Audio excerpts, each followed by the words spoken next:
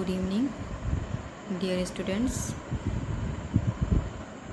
Myself, Dr. Neha Srivastava, Assistant Professor, School of Agriculture. Today, we will discuss on the topic study of genetics of quantitative traits. That is lecture number 4 of your unit 1. Subject crop improvement 1 and its code is GPB 311.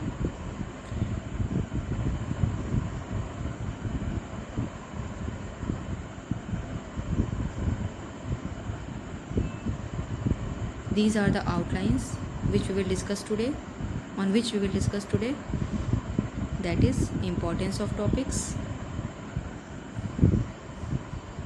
that why we have to study about the quantitative traits. Next, what is quantitative traits? About quantitative traits we will discuss. Third is inheritance or genetics of quantitative traits, that what are the genetics of quantitative traits. Aspects of quantitative traits, and the experiment which we will discuss, famous experiment, that is the Nielsen experiment. After that, learning outcomes and references. So let's start our discussion.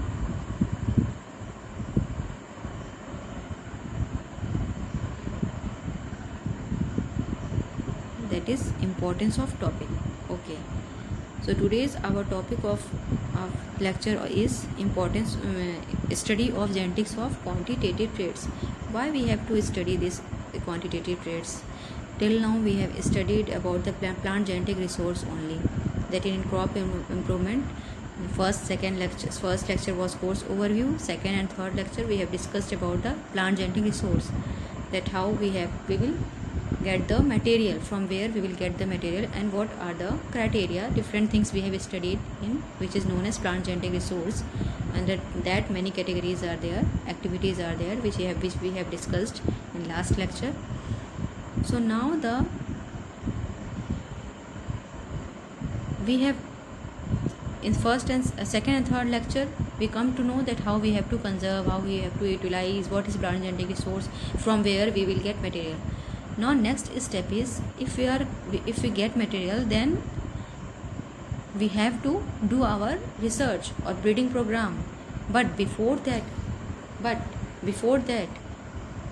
what we must know or we should know, that is traits, characters, which is the main thing, means we have to just study about the quantitative and qualitative traits or characters. Quantitative, if you are going to study about quantitative traits, means by the name only you will come to know that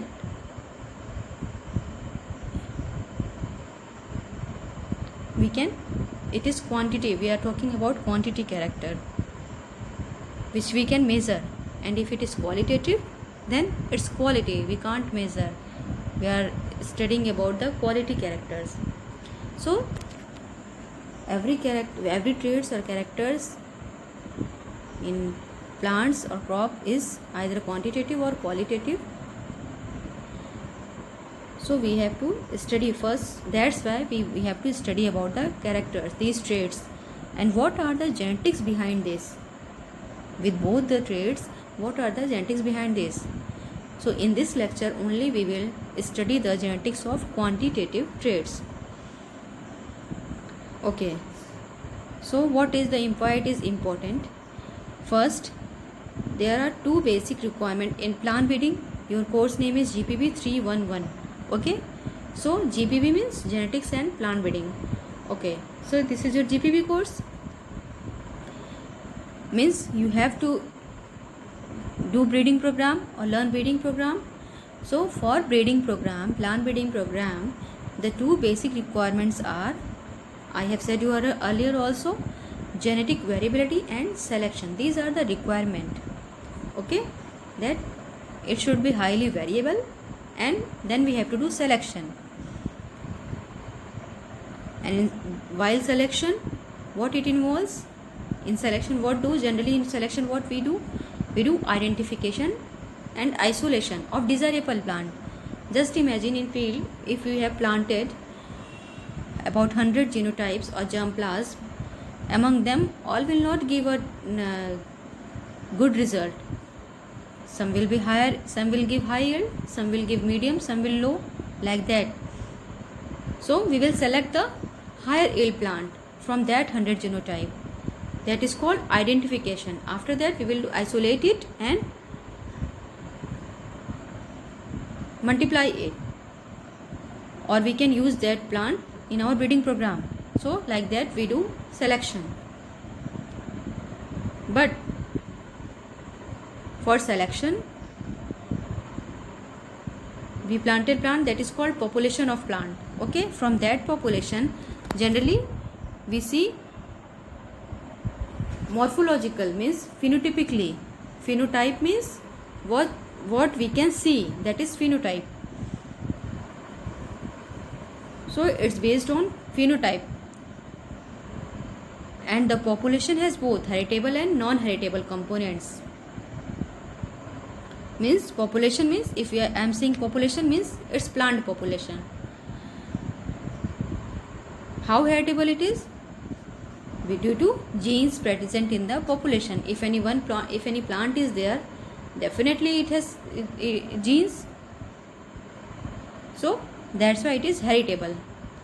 So that's why it is important to study the genetics of the traits. You should know the genetics of the traits. So first we will discuss today on quantitative traits. Okay, now let's start. Quantitative traits. Now we will learn that what is quantitative traits. Quantitative means we can measure.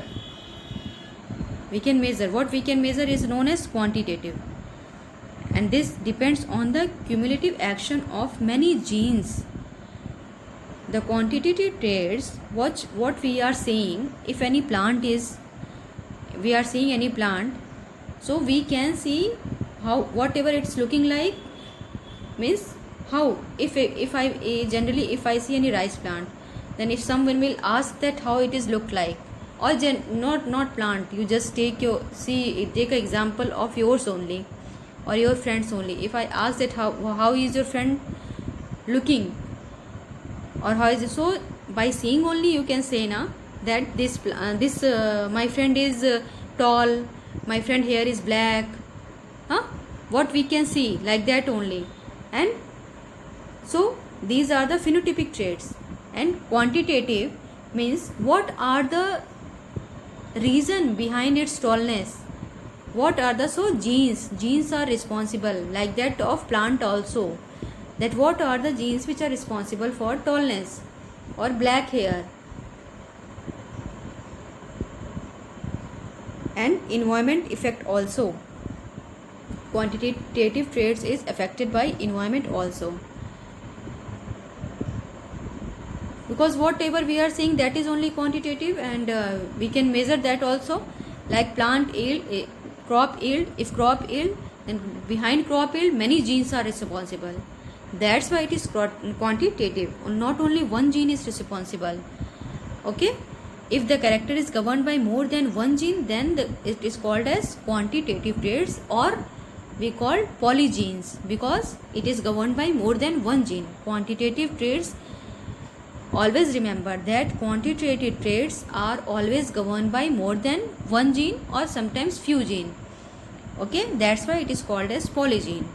And each gene has a small effect, means if your hair color is black, just example I am giving, if your hair color is black, then it's not only because of one gene, it is because of more than one gene. So that type of traits are known as polygenes. We show, and these quantitative traits show continuous variation. Okay, example, yield, plant height, these are the quantitative traits. Example, that what are the traits? Yield, plant height, days to flower, maturity, seed size, many are there. These are, we will study every traits. In every crop we will study every traits, quantitative and qualitative both. So you will come to know many things.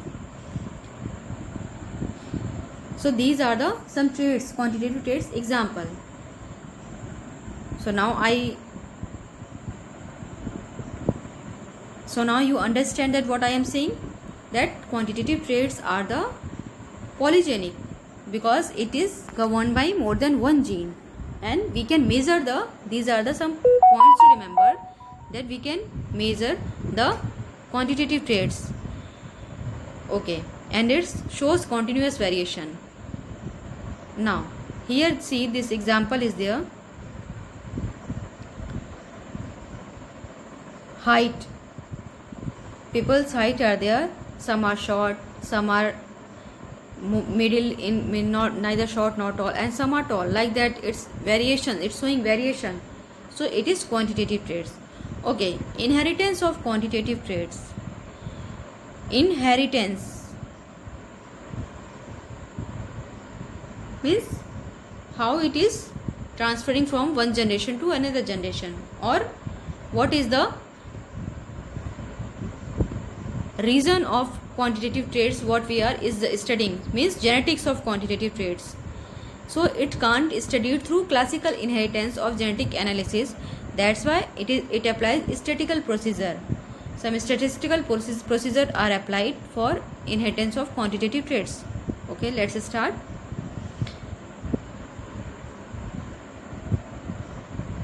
To study the inheritance of quantitative traits, some aspects are there which you should know, and it's very important, that are multiple factor hypothesis, polygenic inheritance, and continuous variation, role of environment in quantitative inheritance. Okay, first is multiple factor hypothesis.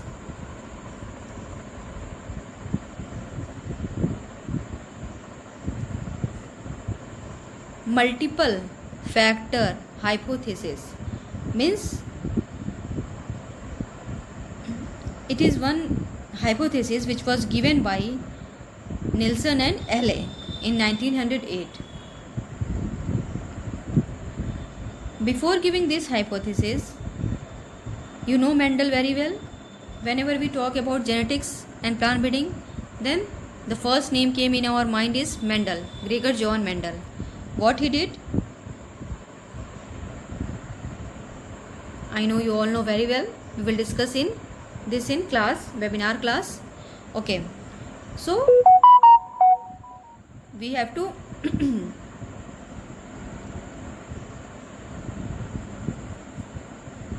so Mendel law of inheritance could not explain the quantitative traits because it shows continuous variation.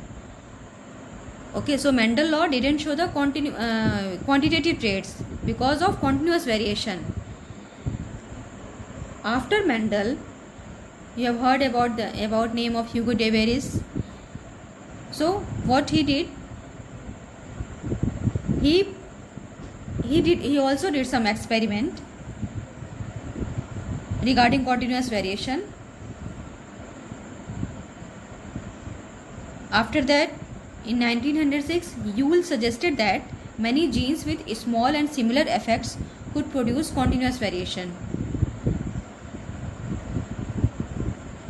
And this is due to the transmitted due to the law of Mendel. This is because of law of Mendel. He just proposed this thought, his thought.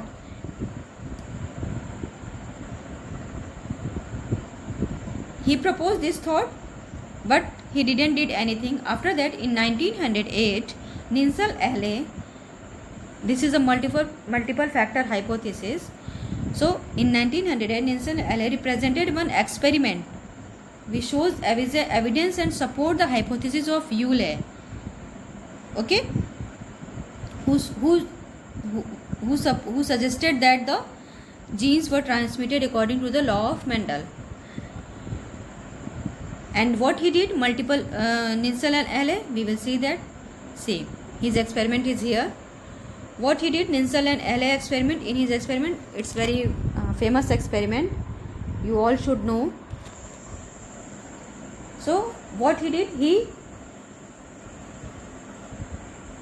he studied the inheritance of seed color in wheat. Okay, he studied the inheritance of seed color in wheat and oats also. And after studying what he said, that when he made the cross between red kernels and white kernels, then he got medium red in F1 generation. See, it is here, you can see also, when he made the cross between red kernels and white kernels, red kernels denote AABB. Okay, so it's AB, and white kernels is by AABB, means small a and small b. So it's when he made cross between, then he got medium red.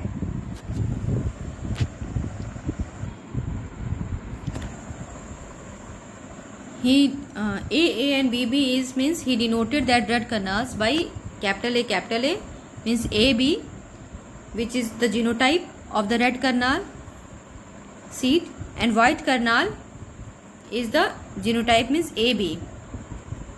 When he made cross between them in F1 generation, see, it is written phenotype is red kernel, genotype of that plant is this, and the gamete what he call is AB. Okay, then when he made cross between them, he got in F1 generation capital A small a, capital B small b, means in this he got medium red cross F1. In F1 he got medium red. Okay,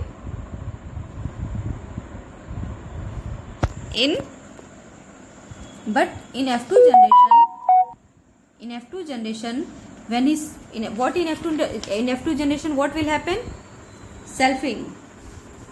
So it will segregate in F2 when we do selfing between them, means what gamete we found? AB, capital AB, capital A small b. What will, just you made this between from this medium red, AB BB.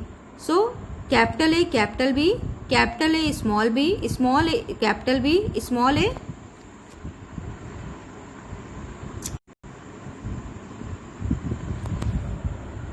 small a capital B, small a small b. So these gamete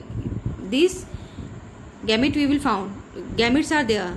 So we do selfing. See, same it is written as above also.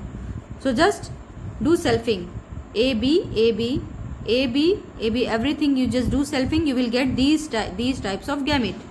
Okay, if he did selfing, then he found that he didn't found only red kernels, not white kernels. Other than that, he found what? Some are dark red, some are medium red, some are light red, and some are white. So how many type of phenotype he found? 1 2 3 4 5 types of phenotypes. In 5 types of what he found, that one is only dark red, 4 is, in 4 ratio he found medium red, 6 ratio 1 is red, that is darkest, 4 is dark only, 6 is medium red, 4 is light red, and 1 he found white. 1 he found white. So it means that the color of kernel is not only governed by one gene, more than one gene is governing this character. So this shows that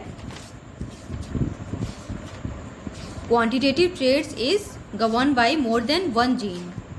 Okay, which what we can see that red kernel is governed by, means color of kernel is governed by more than one gene. I think you all come to know about this Nelson experiment.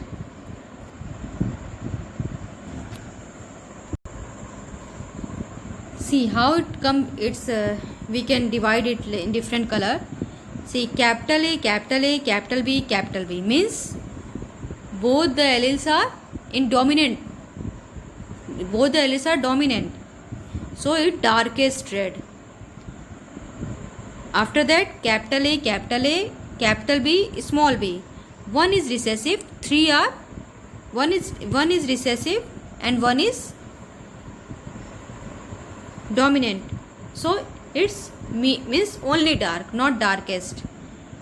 If only one allele is recessive, then it's only dark. Then what is medium? If two alleles are recessive, then it's medium. And if three are, then light. One is dominant, then light. And if all are in recessive condition, then it is white, colorless. So here we can clear that it is governed by more than one gene, 1, 2 or 3 gene. Okay. So this is the Nielsen-Allais experiment. What this experiment shows? This experiment shows that the seed color was governed by 1, 2 or 3 genes.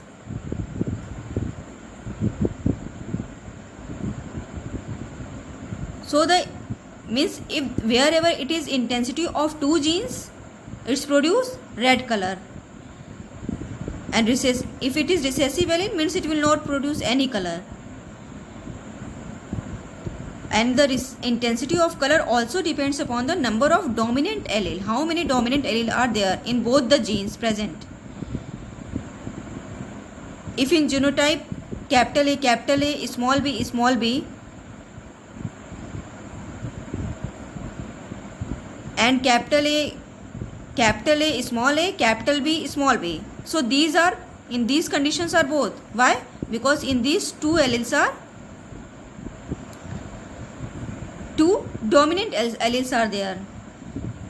So if two dominant alleles are there, then it will produce medium red. I think now you will come to know, but in webinar class we will discuss more on this. So this is called multiple factor hypothesis or polygenic inheritance.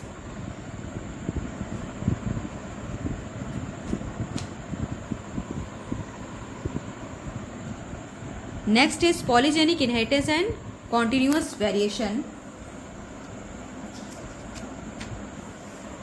These are the aspects, that what are the genetics behind this. I have given you proof also, the experiment of Nielsen-Allais.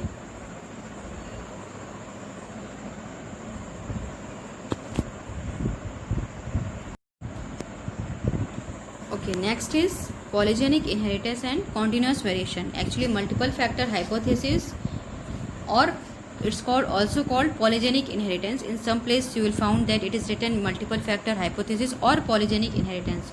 So it's little bit similar. Multiple factor hypothesis also on the basis of 2-3 genes, and polygenic is also for inheritance of 2 or 3 genes, that what is the effect. And continuous variation is due to the polygene only.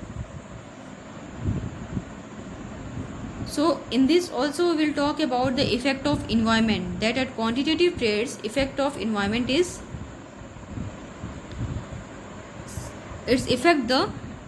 environment affect the phenotype or quantitative traits,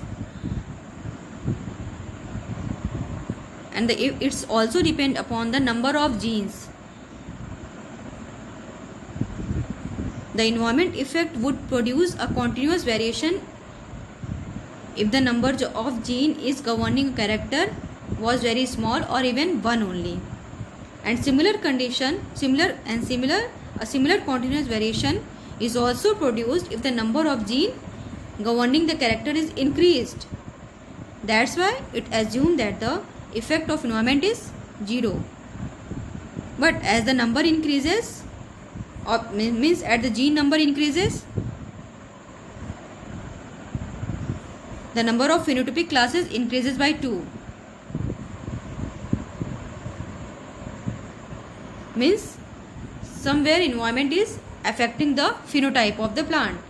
So it's in third point it's there, that role of environment in quantitative inheritance. What is the role of environment in quantitative inheritance? Quantitative characters, in definition also we saw that it's affected by the environment. So if any phenotype is there, then P is equal to G plus E, means its genotype and plus environment effect. The both together form a phenotype. If there is no environment effect, means is due to the genotype only.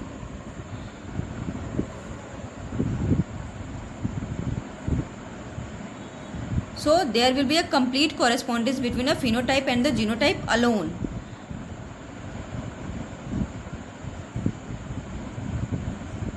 That's why it's called that the phenotype is a result of both.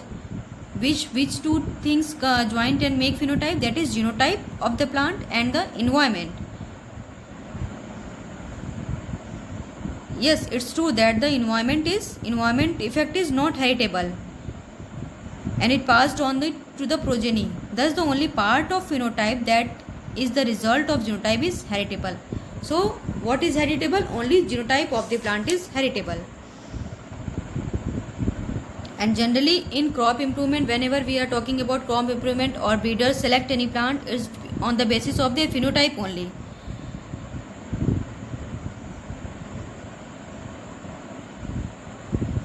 So it's depend on the proportion of phenotype resulting due to the genotype. Therefore, it is important for the breeder to know the extent to which the environment influence different quantitative characters.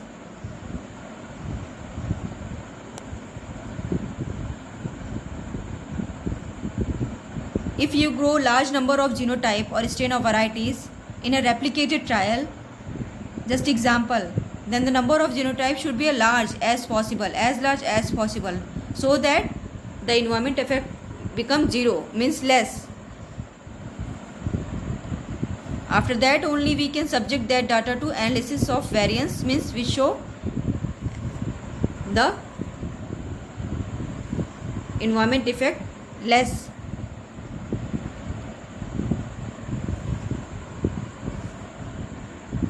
That's why whenever we are going for a trial we used to plant in replicated trial to affect the environment effect, to less the environment effect. So this is the role of environment in quantitative traits.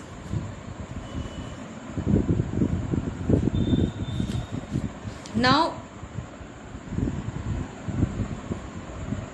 what are the learning outcomes you will come to know? In this, you just see that what are the quantitative traits and what are the genetics of quantitative traits.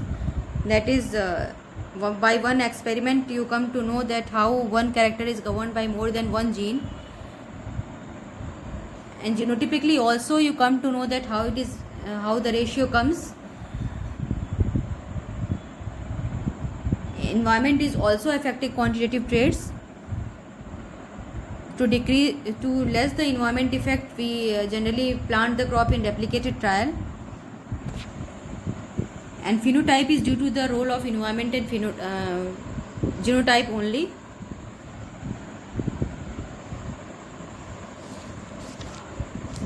So when you will study about these, that the study of quantitative traits, after this when you will come to the characters when you have to be in practical or in crop. When we study about crop wise, then we will come to know many traits, quantitative traits. So these are the discussion, the points which I have kept in front of you. And I preferred B.D. Singh book, that is Principles and Methods of Plant Breeding. Please go through it once. And if you found any confusion, you can ask easily. Actually, it's given in book. It is in very broad way. So you even then also you just read the chapter. That is on chapter number 7, qualitative and quantitative traits. You will come to know many things very clearly. So thank you student. We will discuss on this topic in our webinar class. Thank you very much.